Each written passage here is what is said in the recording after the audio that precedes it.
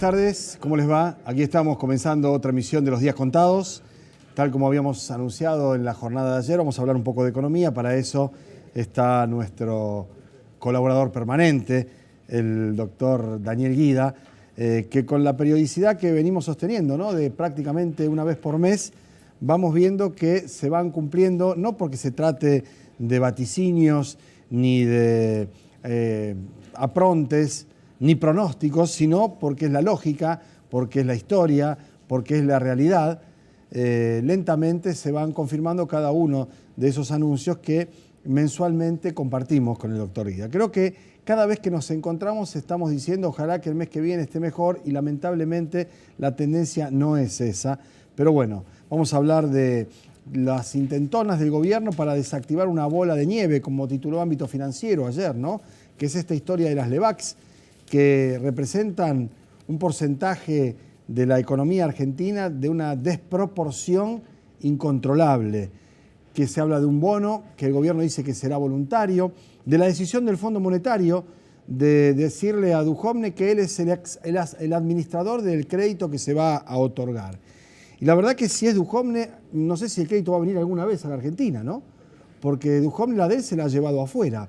Con lo cual, administrar la plata del Fondo Monetario Internacional por parte de Duhovne en alguna medida sostiene esa hipótesis que jamás vendrá ninguna remesa, sino que va a estar separada, para decirlo de algún modo, como hicieron con los mexicanos, para poder cobrar mensualmente o con alguna periodicidad los servicios de esa deuda. Lo otro es lo que ha pasado en Grecia, que es la otra perspectiva de un crédito en donde han bajado ya 14 veces las jubilaciones y en donde hay circulando en la red, y al que le interesa lo puede encontrar, un programa de ayer a la tarde-noche en donde se sostiene o se dan datos fidedignos de lo que ha sido o lo que ha quedado de Grecia después de la asistencia, entre comillas, bien grandes del Fondo Monetario Internacional. Pero eso va a ser la segunda mitad del programa, o un poco más todavía, porque en la primera parte nos queríamos abocar a algo que ayer decíamos y que proponíamos, y esto era una expresión de deseos, se transformara efectivamente en un papelón antes que en una situación más gravosa desde el punto de vista de lo que representa un partido de fútbol fechado para jugar en Jerusalén. El papelón era desandar ese camino. En realidad el papelón ha sido transitar ese camino, porque por una serie de factores concurrentes, la Argentina llegó al punto de tener establecido un encuentro futbolístico contra el seleccionado de Israel, nada menos que en Jerusalén. Y digo esto porque tenemos información de muy buena fuente, de adentro del grupo de la selección argentina, que fue Messi el que dijo yo no voy a Jerusalén.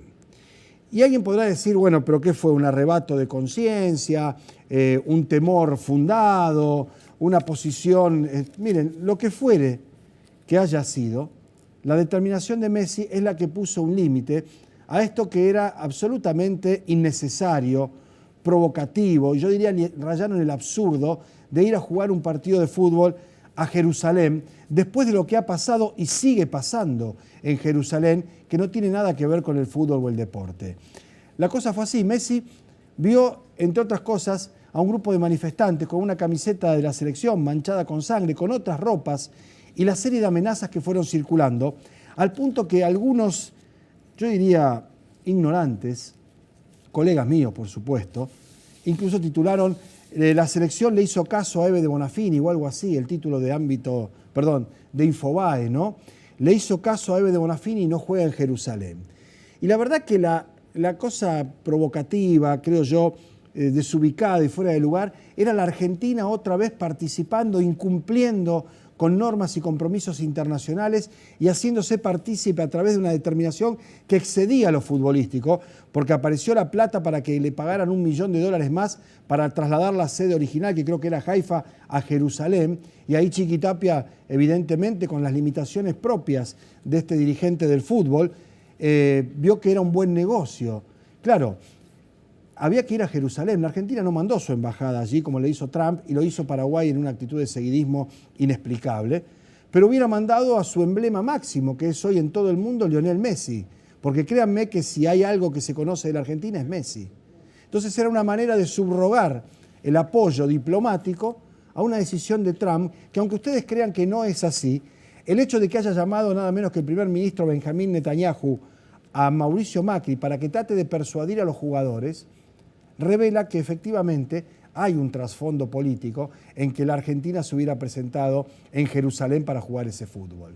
Ahora bien, ¿por qué esto con la Argentina? Y porque la Argentina, independientemente de quienes han estado en su gobierno, pero no siempre, y ahora vamos a ver el parate, incumplió con estas normas. Cuando se había declarado el apartheid por parte de las Naciones Unidas, organismo del que forma parte la Argentina, un hombre que probablemente reconozcan el rostro porque después fue gobernador de esta provincia en 2 periodos, Carlos Alberto Reutemann, ganaba en Soweto, en Sudáfrica, ese enclave, la primera carrera de Fórmula 1 de toda su extensa trayectoria. Reutemann iba a Sudáfrica, conseguía el podio, era el campeón del Grand Prix de Sudáfrica. Si ustedes se fijan alrededor, ni había público, ni siquiera mecánicos, cuando digo ni siquiera porque podían ser explotados como mano de obra barata, entre quienes estaban allí en el circuito, que fueran negros. No había. Y obviamente no había en las gradas tampoco, ¿no? Carlos Alberto Reutemann, 1981, ahí está. Primero Reutemann, ¿quién es el segundo? Nelson Piquet. Y tercero, Elio De Angelis. Ahí está. Pero no fue la única vez. En 1976, en una pelea memorable, se recuerdan por la sangre en la casaca del árbitro, Víctor Emilio Galíndez retiene el título de los mediopesados contra Richie Cake. Ahí está. ¿Sabe dónde fue? En Johannesburgo, donde también residía ese embargo, esa suerte de restricción de las Naciones Unidas. Ahí estaba Galíndez, en una pelea que es muy recordada por la valentía, por la guapesa de Víctor Emilio, que murió muy joven, después se estrelló con un auto haciendo turismo carretera. Más adelante, en 1982, Sudamérica 15, que en realidad era un grupo de rugbyers argentinos al que se habían sumado un par y solo un par de jugadores, creo que de Chile y de Uruguay, pero jugaban los argentinos. Jugaban Becar Varela, jugaban los Giachetti, los Petersen, los Suárez Gache. No era raro que el rugby de la Argentina de aquella época estuviera desconociendo el apartheid y fuera a jugar a Sudáfrica, a donde no iban otros seleccionados europeos e incluso del hemisferio sur. Estaban los del rugby, como estaba Reutemann. Y como estuvo también el tenis con Guillermo Vilas o José Luis Clerc, cuando en Johannesburgo, también en 1977, Vilas enfrentaba a Buster Mohan. Y usted dirá, ¿y esto qué tiene que ver? Esto tiene que ver. Esto explica por qué la Argentina podía ir a jugar a Jerusalén. ¿Por qué alguien pensó que en determinado momento, con determinado pensamiento político, formación, procedencia, pertenencia ideológica, la Argentina podía ir a Jerusalén, donde hubo masacres de palestinos protestando precisamente por el traslado de la embajada norteamericana por parte del presidente Donald Trump? Y ya podemos sacar las imágenes y quedarnos con las imágenes de ahora, de la selección argentina que dijo que no, que no. Y dijo que no porque evidentemente habría habido alguien, que no fue Messi únicamente, que ha recordado parte de esta historia. Y esa imagen que estamos viendo en la pantalla es la que hizo que Lionel se le plantara a Tapia y le dijera, mire Tapia, yo no voy a ir a jugar. Bueno, pero podemos, no vengo a discutir del tema, le vengo a decir que no voy a ir a jugar. Antes se lo había dicho a sus compañeros y sus compañeros lo acompañaron, lo secundaron en esa conversación. Y estaban los más pesados, Villa, Mascherano, estaba el Patón Guzmán, los más grandes, ¿no? Con más experiencia, algunos con compromiso, otros por una cuestión de lógica. Messi dijo y pensó, además del conflicto y lo que representa ahora esta situación, el día de mañana yo me puedo cruzar por alguna playa europea, en alguna calle o en algún lugar con algún muchacho de aquellos que tomen a mal esto como una provocación y resulta que tengo un mal momento, o yo o mi familia. Y tiene razón. Y es lógico. ¿A título de qué iba la selección argentina de fútbol y Messi? Porque el contrato decía Messi 60 minutos a jugar en Jerusalén. Era una provocación. Bueno, no siempre ha sido así y esta es la parte positiva de esta historia. En 1983, 84, había un boxeador que se llamaba Ubi Sacco, al que le habían ofrecido una bolsa que duplicaba los montos de cualquier otro lugar para que fuera a defender su corona precisamente a Johannesburgo, donde había estado Galíndez peleando por el título del mundo. Y un presidente le dijo a su canciller, Dante, decile a Ubi Sacco que en cualquier lado menos en Sudáfrica. Dante era Caputo y el presidente era Raúl Alfonsín. Vaya si las cosas son distintas, ¿no? Nos vamos a la pausa. Cuando volvamos vamos a hablar con el doctor Daniel Guida de economía, entre otras cosas. Ya venimos.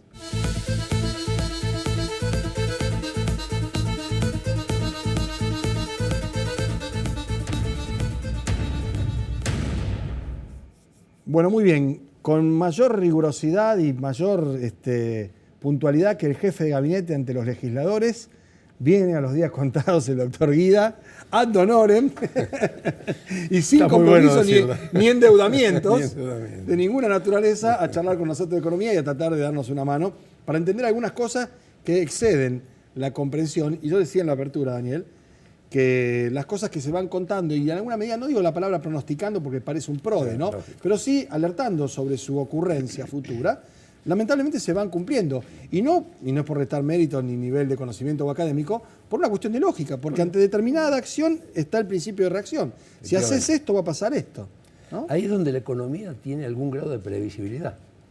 Es donde, a pesar de que la cuestión es política, las variables que se mueven hoy y que ha tenido el gobierno en sus manos y las tomas de decisiones no podían dar otro resultado. Esto es lo que le decíamos a la audiencia en general, ¿no? Claro. Y casi hasta desprendido de ninguna consideración ni sociológica, ni ideológica, ni mucho menos. Es decir, no se podía esperar otro resultado con este tipo de acción. Claro, que además se agrava, ¿no? Y que no eran un plan, ¿no? Y que en algún momento lo habías expresado en esos términos. Absolutamente. Yo refería ayer una declaración de Aldo Piñanelli, que fue presidente de Central con Duhalde, que dijo, la única parte buena, si es que hay parte buena de que tengamos al Fondo Monetario Internacional encima, que siempre ha sido malo para todos los países, es que ahora hay un plan, que es el del fondo. Antes no había un plan, era una sucesión de medidas que iban favoreciendo a determinados sectores, muchos de ellos vinculados directamente a funcionarios del gobierno. Efectivamente, es decir, objetivo, transferencia de ingresos, como lo dijimos alguna vez, específicamente a los sectores amigos del gobierno, porque no socios, esto lo dice todo el mundo, y entonces, en función de eso, la toma de decisiones y de medidas de política. Nada que ver con un plan. Claro. El plan, en chiquitito, sería esa transferencia de ingresos, ¿se entiende? Ahora, eso no es un plan. No. Entonces, cuando vos movés esas variables, evidentemente se desajustan otras, porque el objetivo estaba muy limitado a eso. Por lo tanto, era inevitable esto, que se agrava cuando incluso pierden la conducción de parte de ese programa, porque todo lo que pasó en abril y mayo, especialmente en mayo, la corrida. En mayo, además de una falta de impericia, se salió de cauce ese mini plan que había para la transferencia de ingresos. Claro. Se agudizó la transferencia de ingresos, pero desacomodó al resto de las variables macroeconómicas. Es decir, se podría tal vez, con un poco más de inteligencia, haber hecho algo que hasta no digo que pasara desapercibido, claro, no digo que pasara desapercibido, pero indecoroso, ¿no? Efectivamente. Yo tengo aquí, vamos a poner en pantalla, unas imágenes, unos cuadros. El primero es el de la evolución de los precios. Ahí está, ¿no? Lo manda el colega Diego Rubinsal, que trabaja en Página 2, en el suplemento Cash, Diego, y es del Centro de Estudios para el Desarrollo Económico. Bueno, esos cuadros muestran en alimentos y bebida, mayo, el acumulado desde diciembre de 2015, esto es reciente, ¿no? 113,42% en bebidas y alimentos. Interanual, de mayo a mayo del año pasado a este, casi 30%, sí, redondeo. Acumulado desde enero, en este semestre, tenemos el 15,5%, más que la inflación, ¿sí?, de todo el año, que se había previsto, y el intermensual casi del 4%. Yo tengo, y naturalmente lo vamos a subir a nuestro sitio, que es radioactividad.com.ar, el detalle de cuánto subió cada uno de estos productos. Si querés, el pan francés, 101%, desde el 2017 al 2018, en un año. El apio, 76%, la lechuga, el 91%, el queso crema, 54%, pero todo, tengo 100 productos diferentes que son los que vamos a comprar. Ahora, ¿cómo se equilibra? Y se equilibra con los sommeliers, se equilibra con los ambientadores, con cosas que no compra nadie, ¿no? Pero esto es definitivo. Bueno, esto es lo que está impactando tan de lleno en la condición de vida de los argentinos. Es el primer gran dato, Pablo. Evidentemente, vos podés ajustar, algunos sectores medios pueden perder algunos beneficios y demás, pero cuando vos apuntás a la comida de la gente, ya la situación social se agrava. Claro, mientras vamos charlando, ahí se ven, pueden ver los números del rubro y el producto. Bueno, porque justamente este tipo de política, en este tipo de modelos, si pudiéramos llamar que había un plan, que parte de la base de vincular todo lo que es la industria de la alimentación y lo que es la comida de la gente, en definitiva, al valor del dólar y, por supuesto, en el caso de la Argentina, agravado por las altas tasas de interés, este combo lo único que hace es generar una mayor inflación, con una recesión que entonces va acompañada de desocupación, con lo cual la desocupación en términos generales no solo que obviamente baja el nivel de vida de la población, sino que impide el desarrollo productivo que permita la inversión, ¿no es cierto? Es decir, el combo es complejo, bien, porque no hay ninguna variable que ajuste para mejorar esa situación. En el paralelo, digamos, del consumo, los precios, la inflación, la paritaria que ha quedado desnucada, Totalmente, ya nadie puede en serio hablar de un techo de un 15%, cuando vimos que el 15% en alimentos y bebidas en un semestre. No, por supuesto. ¿No? Por supuesto. Además con una tendencia a crecer. A crecer, no sí, se sí. desacelera ese precio. Exactamente. Está la cuestión financiera, ¿no? Está el tema de la bomba de tiempo que son las LEVAX y esta bola de nieve que ayer la tapa de ámbito financiero decía el gobierno se propone hacerlo a través de un bono que será voluntario. ¿Quién va a ir a querer un bono para que le reemplacen la plata o las LEVAX que supuestamente se transforman en billetes inmediatamente? Además, para transformar una alta riqueza de esta, que ya está consolidada, en una cosa voluntaria, la propuesta de Excel, claro, tenés que ofrecerle demasiado. Si le está dando el 40 horas para que te acepten un bono, ¿qué le tenés que dar? Serán las condiciones, será el plazo, serán en dólares seguramente. Claro. Muy difícil que sea en pesos. Pero esto es lo que decíamos justamente la vez anterior, ¿no? Claro, Es decir, por supuesto. ¿cómo se desactiva? No se desactiva con el título de los diarios, no, claro se desactiva realmente generando un sistema que lo permita. La propuesta que aparentemente está manejando el gobierno, no solo que no lo va a desactivar, sino que lo va a potenciar a mediano plazo. Claro. Porque la única forma, aparentemente, es, digamos, a los tenedores principales de las LEVAX, que son bancos, los bancos, ¿no? básicamente. 70% más o menos. Claro, entre bancos e instituciones casi el 70%, bancos 40 y pico por ciento. Muchísimo. Son 50.000 millones de dólares, ¿te das cuenta lo que la Que eso a Argentina su vez tiene? tienen que convencer a sus clientes que vamos a aceptar el bono, ¿no? Convencer a sus Porque clientes. En ese sentido no hay benevolencia. Por supuesto. La gran Pugliese les pedí que le hablé con el corazón y me contestaban con el bolsillo. Por supuesto. Esto no tiene corazón, Además, bolsillo. lo que puede ser compulsivo, que ya fue, porque la desactivación que se generó en mayo no fue voluntaria, fue compulsiva. Dijeron, renueve. Exactamente, y además le obligó a los bancos a mayor concentración, es decir, bajó el coeficiente de reserva en efectivo, pero se incrementó en bono. Claro. Con lo cual, aunque no estoy diciendo que esté ocurriendo hoy, podría llegar a ocurrir que si esto no mejora, se desestabiliza la solidez del sistema financiero. Claro.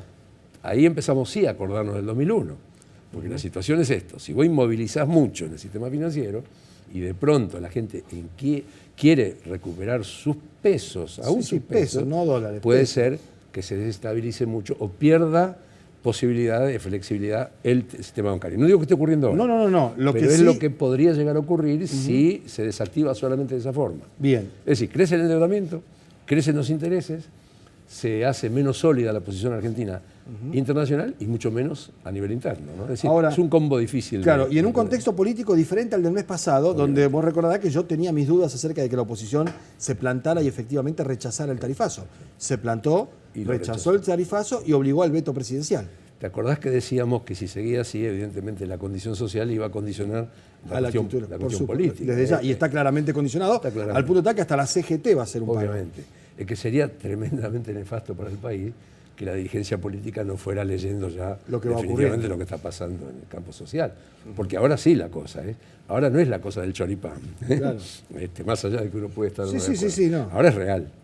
Las movilizaciones de todos estos días espontáneas, multitudinarias, son reales. Y con un elemento más, que es, por ejemplo, esto que se intentó en algún momento transformar en una suerte de campaña de distracción, que era el tema de la legalización o no del aborto, que ha movilizado centenares de miles de personas, mujeres, jóvenes, ¿no? Sobre todo como un revulsivo, también como una manera de pararse frente al gobierno, ¿no? Efectivamente, yo creo que la cuestión social está modificando de una manera sustancial cualquier expectativa política anterior a esta crisis. Es decir, las crisis económicas en general en la Argentina han significado, y vos lo sabés mejor que yo, vos sos un buen analista, alguna desestabilización política. Cuando vos llegás a este punto, más que desestabilización política, lo que genera un reposicionamiento de la dirigencia política frente a la realidad del gobierno y de la sociedad a quien sigue políticamente. ¿Te das cuenta? Sí, Por va supuesto. perdiendo eje, va quedando desilusionada. Yo he visto. Sí, sin la corrida, Daniel, sin la corrida Pichetto no votaba. Obviamente, Como votó. obviamente. Pichetto y muchos más. Obviamente. ¿No? Obviamente, sin la Quiero corrida. decir, ¿no? y esa está corrida ahí. lo que trajo en la sociedad. Por supuesto. Porque la corrida que lleva de 20, 21 el dólar a 26, si hubiera quedado en un negociado de los que ya sabemos, no hubiera pasado nada. Lo que pasa es que automáticamente en la Argentina carga contra el pueblo argentino. Sí, porque eso va a los precios, porque eso va a los servicios. Es lo que pasó. Se hablaba de... el tema de las tarifas. Si ¿no? recordás, claro, en algún momento con Leo lo conversábamos, el congelamiento de combustible por 2 meses. No fue tal. Claro, era no fue imposible. tal. Era imposible. No fue tal. Claro, era imposible porque la base sobre la cual se había calculado ya estaba dolarizada. Salvo que modifique toda la estructura, no era posible congelar nada. Y si vos congelabas, lo congelabas ahora, pero en 60 o 90 días tenías la reacción. otra vez sacudón. De manera que la situación, y esto tristemente, es muy difícil. Si vos me preguntás, Pablo, la veo incluso más difícil que en el martes fatídico, ese negro de mayo. Claro.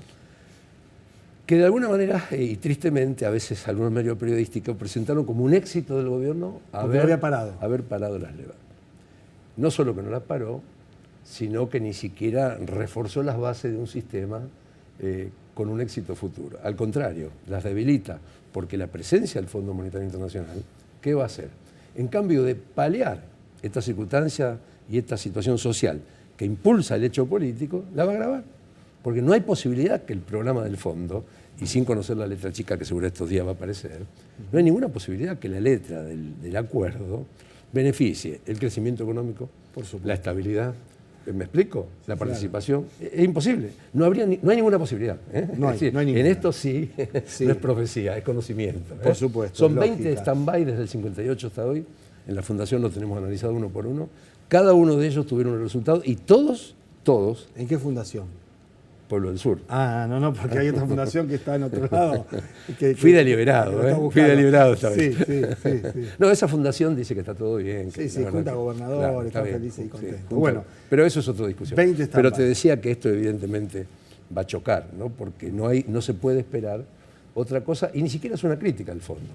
En su hecho constitutivo y en su evolución... Está para eso. Está para esto, para eventualmente corregir los desequilibrios de las balanzas de pago de los países. ¿Para qué? Para consolidar la posibilidad de que se pague en dólares la deuda externa. No hay un plan del fondo para crecimiento. No lo hicieron para nosotros. No hay un plan de fondo para obras públicas. Es una torpeza algunos periodistas comentar que el plan... es una torpeza o peor todavía, es mala intención porque saben que es así. Eso te lo dejo para vos que sabes hacerlo. Muchísimas gracias. En un mes charlamos de vuelta. Como ustedes quieran. La otra vez cuando me dijiste en un mes nos vemos, pensé que era una chanza. Digo, bueno, pobre Pablo. No, yo quiero hacerlo. Después analizándolo. ¿Sabes cuál es la gran ventaja? Que todo el material está subido además a nuestro sitio, radioactividad.com.ar, y el televidente puede ver efectivamente qué es lo que se dijo, qué es lo que ocurrió. Como dicen ustedes, resiste archivo. Lo nuestro resiste archivo. Por ahora sí. Muchísimas gracias, Ariel. No, gracias a ustedes. Hasta la próxima. Hacemos una pausa y nos encontramos para el tramo final. Un par de cositas vinculadas a los dirigentes peronistas que estuvieron en Rosario en las últimas horas. Ayer, Omar Perotti. Hoy, Juan Manuel Urtubey, gobernador de Salta. Ya venimos.